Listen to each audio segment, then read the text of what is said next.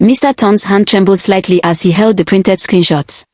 His words, his threats. Benny stood across from him, smiled and said, "Now, sir, let me tell you what's going to happen next."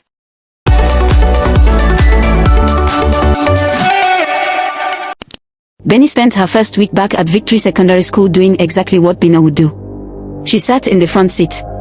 She raised her hand. She answered questions correctly. She was the perfect, obedient student. Mr. Ton watched her carefully at first, suspicious. But after a few days, he relaxed. The girl had learned her lesson. She was back to being the good student who caused no trouble. He had no idea he was being studied. Benny noticed everything. How Mr. Ton always offered to help the pretty girls after class. How his hand would rest on their shoulders a little too long. How his eyes followed certain female students as they walked. How he would make comments about their uniforms, their hair, their appearance. She also noticed the other teachers loved him. He brought them small gifts. He volunteered for extra duties. He was always smiling, always helpful. The perfect colleague. After 2 weeks of watching, Benny made her move. She stayed back after class one day, just like Bina had done. "Sir, I'm struggling with this topic. Can you help me?" Her voice was soft, shy.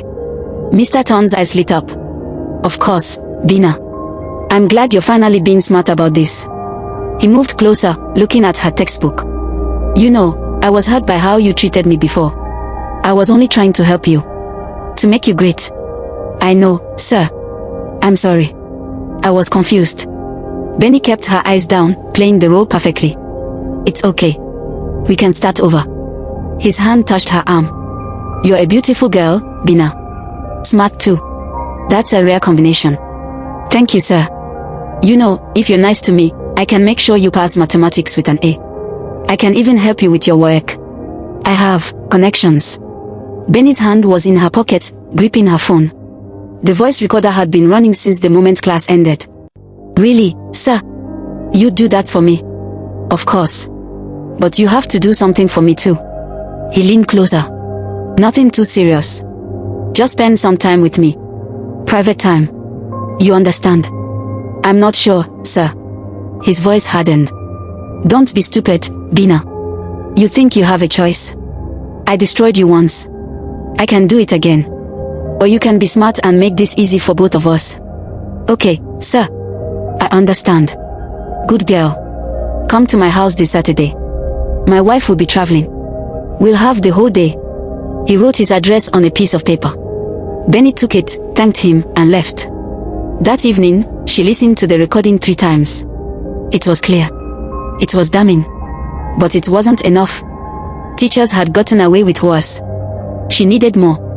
On Saturday, Benny did something risky. She went to Mr. Ton's house, but she wasn't alone. Her cousin Emeka, who was 22 and studying law, waited outside in his car with a camera. When Mr. Ton opened the door, he was smiling. "Bina. Come in, come in." The house was empty. Clean. He had prepared for this. "Sit down," he said, gesturing to the couch. "Can I get you a drink?" "Just water, please, sir."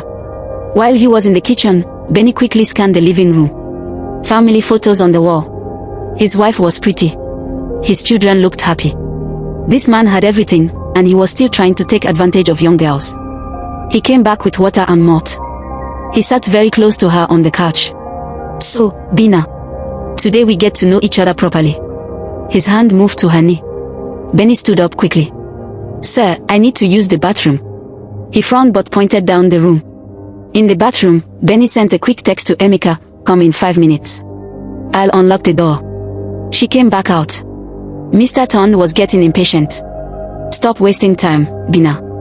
We both know why you're here." "Actually, sir, I need to tell you something first. My name isn't Bina." He blinked, confused. "What are you talking about?" "I'm Benny. Bina's twin sister. Identical twin." The color drained from his face. "You're lying." "Am I?" "Check your class register. Bina's handwriting on the assignments from 2 weeks ago versus the ones from this week. Different, right? Because they are from 2 different people." Mr. Ton stood up, angry now. "What kind of game is this?" "The same game you played with my sister. You set her up.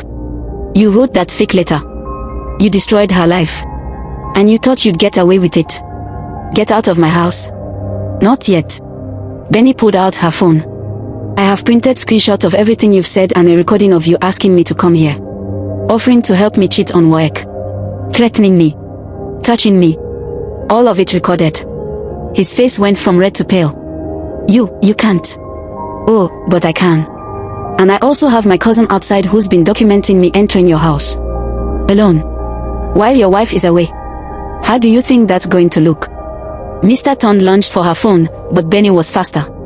She ran to the door and unlocked it. Emeka walked in immediately, his camera still recording. Mr. Ton, Emeka said calmly. My name is Emeka Okonkwo. I'm a law student at the University of Lagos. I've been documenting this entire encounter. I suggest you sit down. Mr. Ton sat down heavily, his head in his hands. Benny stood over him. Now, sir, let me tell you what's going to happen next. Tomorrow, you're going to the principal and confessing everything. You're going to admit you set up my sister with that fake letter. You're going to admit you've been inappropriate with students. You're going to resign. I will lose everything, he whispered. You should have thought about that before you destroyed my sister's life. Before you tried to destroy mine. And if I don't? Emeka stepped forward. Then we go to the police with the recording. We go to the school board. We go to your wife. We go to social media. By tomorrow evening, everyone in Ibadan will know who you really are. Your choice. The room was silent for a long moment. I have children, Mr. Ton said quietly.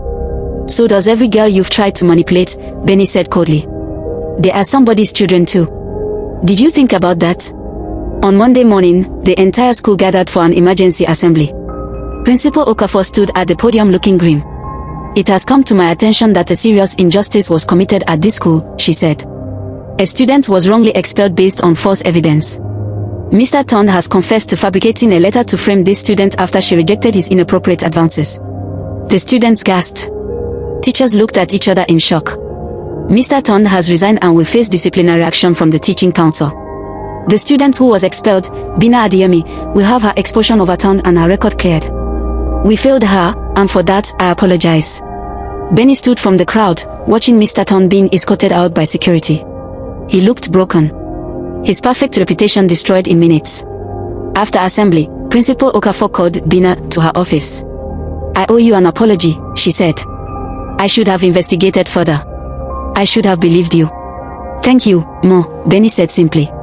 You'll be welcome back to this school whenever you're ready. Actually, Mo, I think I'll be transferring. Too many bad memories here. The principal nodded, understanding.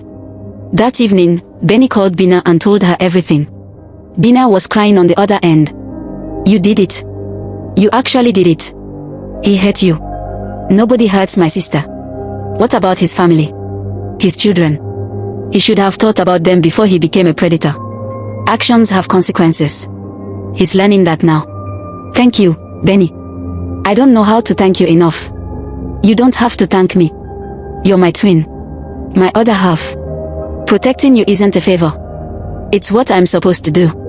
3 months later, Bina was back in a good school in Ibadan, her record cleared. Her dream of becoming a doctor was alive again. She was healing, slowly but surely. Mr. Ton lost his teaching license. His wife left him and took the children. He works as a security guard now. Sometimes karma comes fast. As for Benny, she went back to her life in Lagos, but something had changed in her. She had seen how easy it was for men in power to abuse that power. How quickly they could destroy a young girl's life.